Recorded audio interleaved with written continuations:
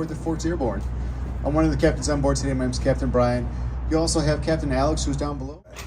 He just gave me a microphone. In the distance, with the flying buttresses, which are the brackets at the top. And then we have the Mesian response to them off your right shoulder, other side of Lakeshore Drive, the glass and steel building called Lake Point Tower. Now I'm saying Mesian building, not Mies building. Mies was such a force that the style became known as Mesian, or international style. And in the case of Lake Point Tower, you're looking at the building designed by two of his students, George Shipwright and John Heinrich. They paid attention in glass. It's nothing more than window panes and window frames. It's down to the essence of what you need to make a livable space. Now, when Lake Point Tower went up in 1968, it had several world titles. World title number one, it was the tallest reinforced concrete. That title, by the way, is long gone. Another title it had, it was the tallest residential-only building in the world. 70-story apartment building back in 1968, kind of scary tall. Now it's kind of scary nothing. Everyone does 70-story buildings. So it's nothing of any great interest. But as we come back out and you look at Lake Point Tower, you're going to be looking at a current world record holder.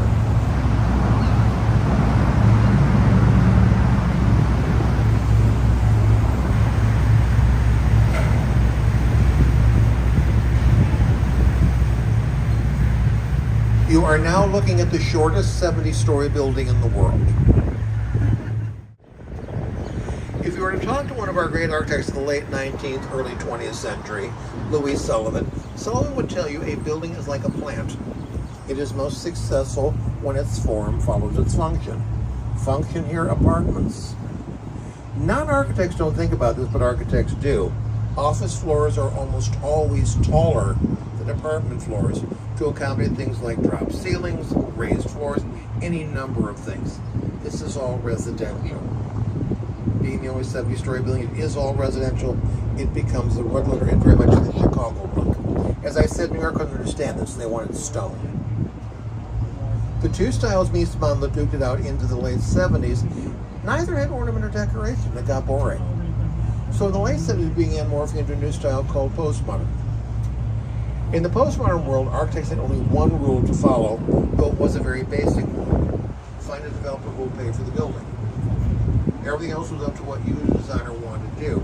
If you wanted to do historically referenced buildings, what we would call neo-buildings, and still are schools of architecture that train in that. If you want to do modern contemporary, obviously that would be available to you. And the postmodern runs to about 2010. Then we enter our current period, which we call contemporary. Contemporary is postmodern on steroids. Again, one rule, develop with checkbook, left-hand side. The greenish glass building, it looks like designed by someone who can't draw straight lines. That's the St. Regis, completed about 3 years ago. It is a combination of condominium apartments over hotel. It's the third tallest building in the city of Chicago. And it's a world record holder. It's the tallest 18th century. Why did we never hear of them? They worked to dominate firms, and the guys always got all the credit. Things have changed. This building is by Jeannie Gang, who has a company called Studio Gang. Her name is the one on the door. So the guys are working for her. Now you may look at it going, oh, all well and good, but when are they going to finish it? What's with that gap up near the top? That's never going to go away. That is a windbreak or a blow-through section that allows wind to go through the building. Why do we have that? Tall buildings have to accommodate wind. If it's a big enough building with enough girth to it, they can put in mechanical means to limit the amount of sway a building does. This building was too narrow for that. So the 82nd and 83rd floors have no walls. Wind blows right through. All you have is the elevator, stairways, plumbing in the middle, and the wind blows through, and the people in most expensive condos are not seen bouncing off the walls on a regular basis. Now, Jeannie's having fun with this building. Nothing on this is standard. Every window, if something happens to it, you have to figure out which window it is and what the shape might be and what shade of glass it's supposed to be. keep matching it. This is contemporary. We do that sort of thing. So we're having some fun with it. Now, some architects get a little fixated on forms. And coming up here on our left-hand side, this silver and gray building, I think it's very oddly placed on the lot. The wall comes at a weird angle. The other thing odd about the placement of the building, the oddity or weirdness is in the shape of the building. This is the Swiss Hotel by the late Chicago architect Harry Willis. And it's an equilateral triangle. Harry liked triangles. He wanted to use them. He wanted to do buildings as triangles. And in this case, he was able to convince the developer to go with a triangular hotel. Now you may think, how did he pull that one off? Well, he did one very clever thing. He pointed out, I can build you a rectangular hotel. If I do that, all of your guests in your west rooms will be looking right into an office building designed by Mies van der Rohe. They will have no view whatsoever other than that of that office building. If we do a triangle, they will look out beyond it and get a view. By the way, behind the two of them, the building with the ripples and waves all over it, Jeannie Yang from 2009, her Aqua. What are the ripples and the waves? They are the balconies of the building. Balconies can be boring, one over the other. Jeannie didn't want that. Each floor on that building has a unique ripple pattern. 99 floors, 99 different patterns for the balconies. Again, computers are very helpful in doing these things. Now, I mentioned that Jeannie's building, the St. Regis, is the third tallest in Chicago. Number 2 is directly behind me. Tall silver building with an eagle coming off its roof. Trump International Hotel and Tower, designed by Adrian Smith, completed in 2009. To the top, its mast, 1,390 feet tall. Combination of condominium apartments over condominium hotel. You can own your own hotel suite in the building. Now, it's a very tall, very dramatic building. I point out one thing. This is not the building originally planned for the site or approved by Chicago. What should be standing here instead is an Adrian Smith office building twice this height. It was going to be, if built, the tallest building in the world, and it would have been the most prestigious office building. Even before they broke ground for the foundation, they had leased out the majority of the unbuilt building. Everyone wanted to be in this new building. And then all of a sudden one day the switchboard at Trump Tower lit up. Everyone wanted out of their leases. That was the day the planes were flying into the World Trade Center. Nobody wanted to be the next terrorist attack. So what happened was 2 decisions. Number 1, drop the height by more than half. Go residential. Now, I mentioned Adrian Smith, and you may kind of go, I know that name from somewhere. If you're into architecture, you probably know it from one of his other buildings. A little thing called the Burj Khalifa, which is the tallest building in the entire world. Adrian, by the way, is a local architect in Chicago, and he worked worldwide. Now, to our left, Mies van der Rohe, window panes and window frames, and then Art Deco, 1928, Oliver Road. Look at the verticality, the streamlining, and look at the dark panels between the windows. You know why they're there? When you see this from a distance, you don't see window floor, window floor. You see continuous running vertical lines. Everything's all about the streamlining, the verticality. The next building on the side of the bridge, Beaux-Arts, 1923. Alfred Alschuler, building a building for an insurance company. What do they put on it? A Greek temple, Corinthian columns, a cantilever. It's all about looking ancient Greek. The two buildings share 2 things in common. Number 1, they're both made of limestone. Number 2, they sit at a very important site. Under where they are was something called Fort Dearborn.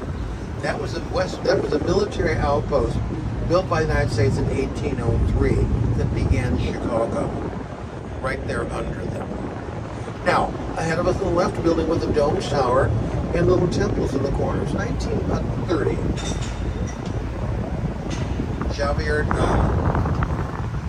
Dinkelberg Steel Bar and Food Garden. They are giving us ancient Rome, and they're doing everything not in stone, which limits the amount of ornamentation, but in terracotta tile, which allows a huge amount of it. Just make one wall keep stamping out copy after copy after copy. So the building is very ornamental with all of its detailing. And its next door neighbor, the White Tower, that's from 1962. It's by Al Shaw, Chicago architect. But Al Shaw in this building is copying the look of New York, all in 1962. That's the New York style. Now, So we move along here. Kind of fun things along here to our left. We have a building, it's kind of short, we're not going to talk about that one, but the tall gray one to our left. It's by Kevin Roche of Roche Dinkloo and Associates. And Kevin Roche here is having fun. He's giving us something to look at, which is always the goal of architects. Give them something to look at, something to admire. And in this case, Kevin goes from light to dark to light to dark to light to dark. If you go horizontally or vertically through the granite or through any other sections, you're going to be going from light granite to dark granite. The windows will be dark and then all of a sudden a flash of silver. So you have all this activity going on with the building. It's a wonderfully textured building. Its neighbor across the street, 55 West Wacker, is an example of thing called brutalist architecture. Short-lived style started in England back in the 1950s. It's all about poured concrete. And the brutalists felt that when you removed the mold and found flaws, you left them there. If there were enough flaws in the walls, you attacked the walls with hammers. Ugly buildings. That's a rare example of a commercial building in brutalism. You want to see brutalist architecture in large numbers? Go to any university that was built in the 1960s. You'll see tons of them. The next door neighbor, Ricardo Bouville of Spain. Reflective glass granite. Spaniard. Giving us Greece. It was the Grecian tower with the Grecian elements. And then the next two are kind of fun. The first one, new, about 3 years old now, is by Handel Associates from New York. It's an apartment building. Look at the walls, they tell you nothing. If you look really carefully, you can see concrete floors inside. Tonight, when the apartments are being lit by people in them, you can see where the floors are. But the wall just becomes this abstraction of glass. In the next building, Art Deco, 1930. Halliburton roof. Again, the dark panels, all the verticality, all the streamlining. Deco was a tremendous style for its era. You're building tall buildings in a style that gracefully works into it. It was something that worked beautifully. Unfortunately, Deco dies in 1934, a little bit later in some other places, but basically the Great Depression did it in.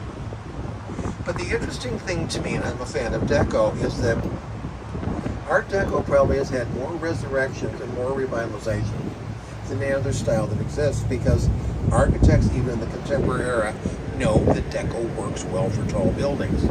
Coming up on our left here, we're going to skip these next two. You see a tall gray one, kind of weird flange effect on the very top of it. It's from 1988. Architect here is a man named Bill Patterson. And Bill Patterson is in 1988 is copying the look of 1928 in his building.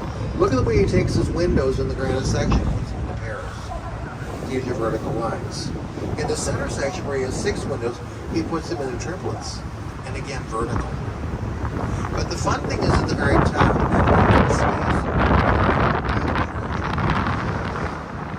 he's giving you a depiction of a bridge over the river. Why is he doing it? The bridge over the river right behind me. That he's building his building responding to his cue his site gives him. The cue was there's a bridge out there. Now he does the same thing 5 years earlier, but with different cues. This next building, the Nuveen building, 1983. Cue number 1, the river turns here. What does he do? He creates sweeping concrete surf wall. Cue number 2, he looks at the water of the river. If it were sitting right there, he's seeing light rays.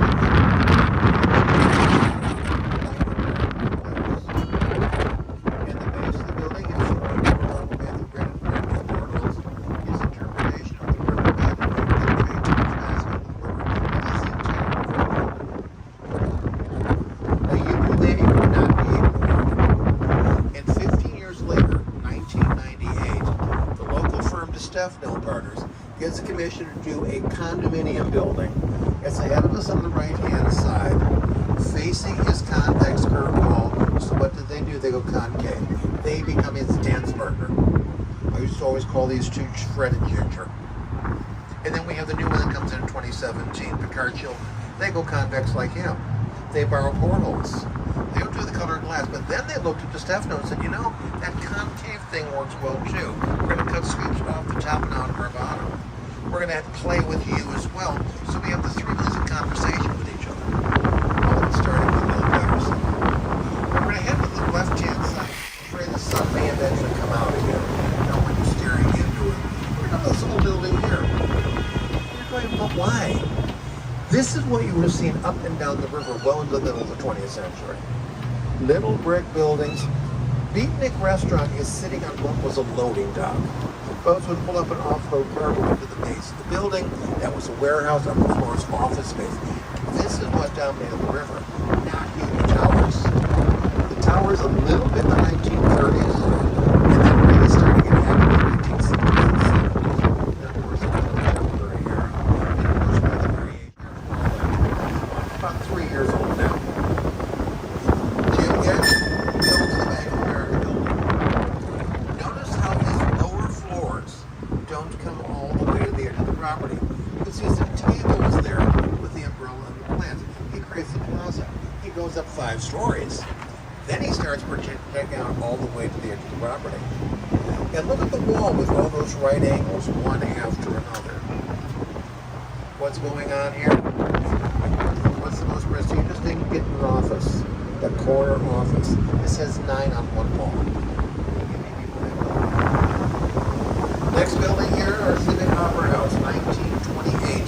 Graham Anderson Grosse Point gives it a very Art Deco opera house. You're going awfully big into opera indeed. Let me break it down for you. The solid limestone wall is the side wall of the theater. The theater is 8-story side. Contains roughly 3,500 seats. The second largest opera house in the entire world. And then all the windows are for offices. The developer Samuel Insull dearly loved opera, but Insull knew that opera was expensive. He decided to build an opera house and wrap an office building around it. Theory being rents also will subsidize the art of the opera. Great idea. Timing not so good.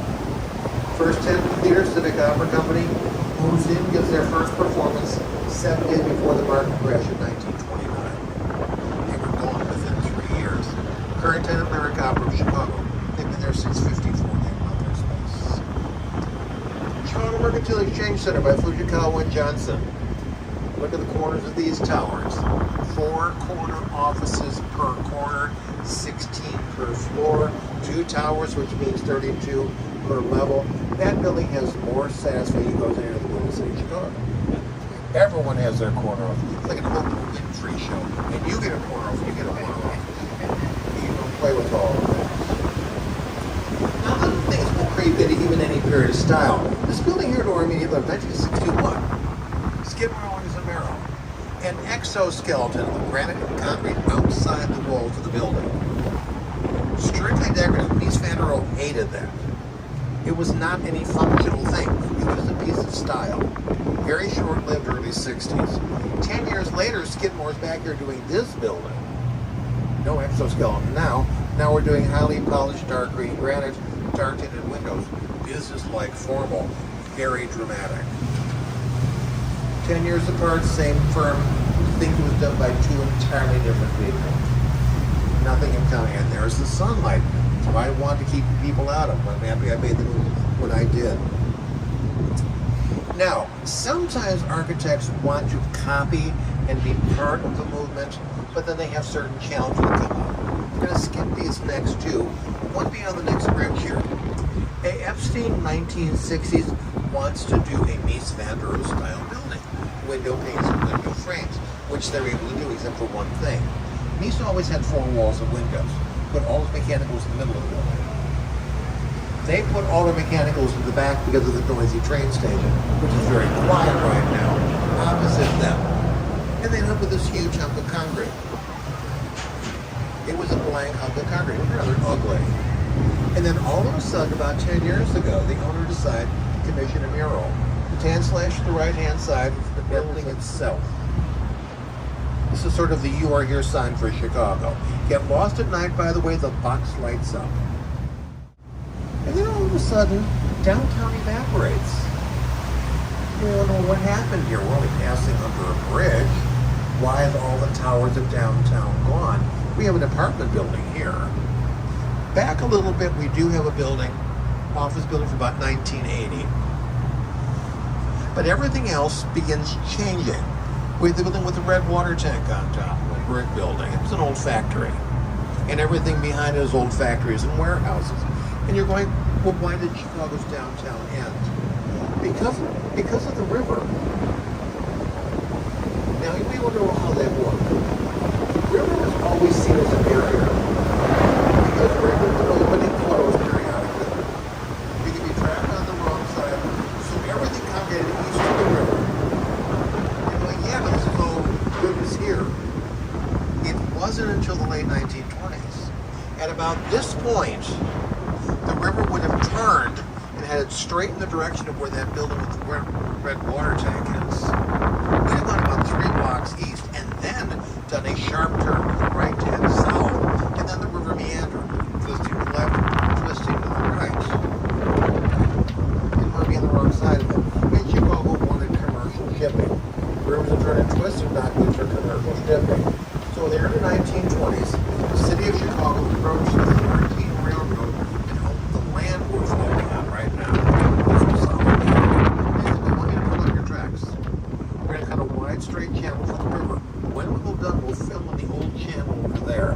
You look at that land, we will have the river, we will all be happy. Warehouses and factories.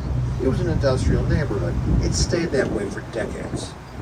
And then in the late 1970s, some changes began taking place. And the developer bought all the land from the last bridge to the next bridge right here along the river. And he said, I'm going to be a trailblazer for West. He gets a hold of an architect named Bertrand Goldberg. Everyone looked at it and said, what a great building by Bertrand Goldberg. What's it doing here? Nobody wants to live in this neighborhood. We knocked down. Something is what we pulled up. Railroads were a massive presence in Chicago. But they had a huge footprint. And as the railroads began consolidating and condensing themselves, they need all the land that they had. It was a railroad switching yard. Vacated again in the 1970s, probably a little bit earlier. If you look here to your left, ignore this construction equipment, you can see low brick buildings. That's called Dearborn Park. And that's the site of townhouses right along Dearborn Street and fronting the back of this weeds and trees growing in great profusion. It was disgusting. And about 10 years ago, our mayor applied property. And one of the fun things in this plan is it also calls for a park running through the property that will be exactly where the river used to be. So come back in 15 years and you will see a green swallow. They came back in October. They were still in the regular building. That came in 2020. I think they were trying to calm somebody down. I'm keep waiting for a building finally. Now you may be thinking to yourself, okay, where are we going? We're going to get lost. We're not seeing buildings, property. But then you go home and tell all your friends and family you've seen Chicago. No, you haven't. We're a city of roughly 2.7 million people. I can probably give you at least one neighborhood they built and or still occupy in Chicago. I got stumped 2 years ago. Well, we just have to figure out which of the 6 neighborhoods to send you to. We have the largest Polish-speaking population of any city in the world outside of Warsaw. And here to our left, we have food and buy knockoff designer stuff. Here you come in to find restaurants, many of them. But you will not find the knockoff designer stores. Here the stores cater to the neighbors. My favorite deals in traditional China. Railroad lift bridge. Later on today, tell your Chicago friends and family. Didn't want any of that. We want pretty, fast, efficient. We opted instead for the trunnion Basco bridge style. What's behind me? Now your second weapon against your friends and family is this Chinese pavilion to your right-hand side. If you think a bridge might not be obscure enough for them, hit them with, we saw Ping Tom Park and the Chinese pavilion on the river. And this one you're going to get a response of, where did they take any useless ornamental spires? They top out at 1,480. It's hard to conceptualize how tall that really is. When you see the building and you're right next to it, you can't see the roof. Basically, you get about mid-wall and you can't see anything above that. When you get further back, as we are here, you start having things obstructing part of our view. Now coming up in a little bit, we're going to be going past a gap between two buildings that will give you a chance to look to your right and then go from the ocean to give you a chance to truly experience the whole thing. So here's our you are here sign again. Remember, now you know where you are. As we go past the next gray building, we're going to have the gap in between. No longer tallest in America. You're probably thinking, oh yeah, the new World Trade Center. Then there. So here's our gap coming up here.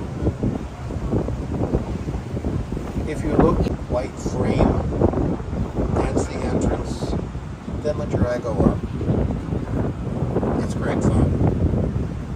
Now I will warn you, if you go to on a day like today, my response is less is the more. I look at these and I agree with them. I hate them. I love these. These never worked for me. Without the great horizontal banding, that would have been clever. But just enough to break any verticality, so your eye goes into a splat. Back in there banging out that kind of building, Everton Road. Notice how far back the building sits from the river. There's a reason for that. There are train tracks running along the eastern edge. They had no technology in 1929 to build over the tracks. They built behind them. 1980s, Ralph Johnson has technology. He builds what I call the tallest train tunnel in the world, the Boeing building. There are 6 tracks that run the length of the property. They are tightly packed. There's no room between. The street grade totally empty, with the exception of the 6 parallel tracks and the occasional passing train. And then the next building comes up, Jim Getch's very interesting building. It's now going on, heavens, 6 years old, 2017. Getch got the commission from hell. Developer buys a little piece of property that's a tiny bit of property between train tracks to the west, river to the east, and he says, I want a full-size office building. How do you do that when you got that kind of configuration? Well, Getch got very clever. Sat down with the structural engineers. They decided to run the length of the available property with the core of the building. Elevators, stairways, and plumbing. As we come out here, that granite, that highly polished granite wall surrounds the core. And that's all we see. Once we get above the deck, we have a couple of floors of that. And then all of this, as they're trying to take these narrow sites and basically go up and blossom out into what the developer really wants to have. So it's kind of fun to see that. Now I mentioned the car show earlier. That red swirly thing in sculpt is by the architect and artist Santiago Calatrava. It is called Constellation, but I have a theory about it. I'm convinced that the owner of the building, when he commissioned or bought, slave tribute, unofficially probably. Now I mentioned we go back to 125 years. We're going to make that jump right now. We go past our DeStefano building, storage warehouse building. You're probably going, what is that?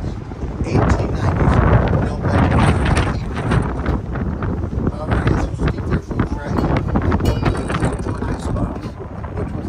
with ice. Our next building. Remember the triangular hotel? Harry Weiss is back again. Triangular townhouses. Now they're right angle triangles on the side. Look at the front of the building. Spiral staircases, portals. Spiral staircases for boats. The front to remind you of sails and mans and ships creates a totally unique structure. Harry could do that every copy himself. Driving on the roadways, we'd be walking or driving on brick pavement. It's like a Walt Disney version of Colonial America in 21st century Chicago. But then the tower happens. If you're looking at going, you just said warehouse. I see balconies, I see rooms, I see furniture. It's not a warehouse. It isn't any longer. This is exactly what's become adapted for use or repurposing. We had a nasty habit in Chicago well into the 1970s. And that habit was the minute any building, developers can look at things like Nicholas Warehouse or Frank Abbott's and say, is the building structurally sound? If that could be answered yes, the next question was, what else can we do with it? A warehouse can become anything. Integrity. Here's where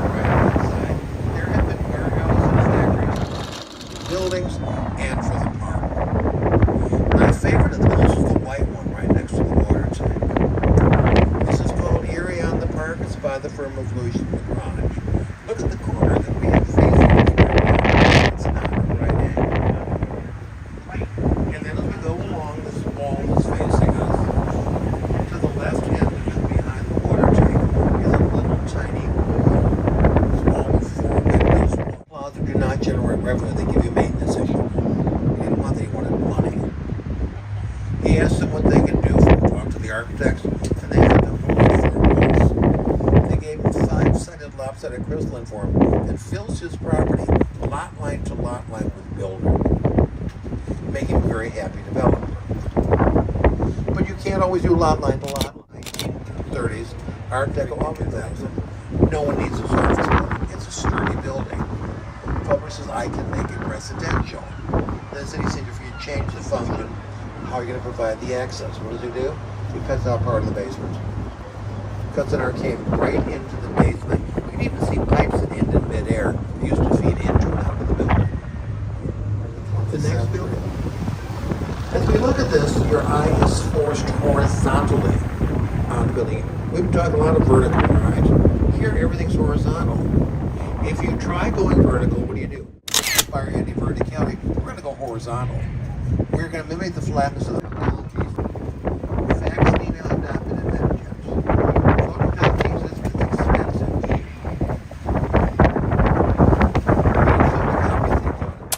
You talked about my history. I was one of those skaters. Why would I want to live in one of these old buildings? Let me show you why you might be in. Do the doors look short to you? Those are not short doors, they're standard size. Inside, you may go, well, why is the tribune anti-river? And the answer is the timing of the building. That was the largest meatpacking operation ever in the history of the world. And for a very long time, the basic belief had always been that if you had riverfront property and there was something in your building or on your property that bothered you, the word flammable. Portions of the river could in fact be lit. Now, I am a very proud native Chicagoan, and I will very happily tell you, I can give you an honest, direct answer. None. River was dead, there were no fish. Nowadays, same question. My answer will change every couple of years. Now, which in my mind means unless you want an infection, you don't want to go swimming in it. I kept waiting to see who would die of what disease first. They all survived, so clearly that was not going to die. I look at these townhouses. I'm not positive, but I think they go for about $1 million. Went up about the same time as the Tribune Freedom Center and looked like Tribune Freedom Center. Solid concrete walls. Ugly. And then as the river began changing and Kinsey Park came in, okay, we can put in windows. Let's get more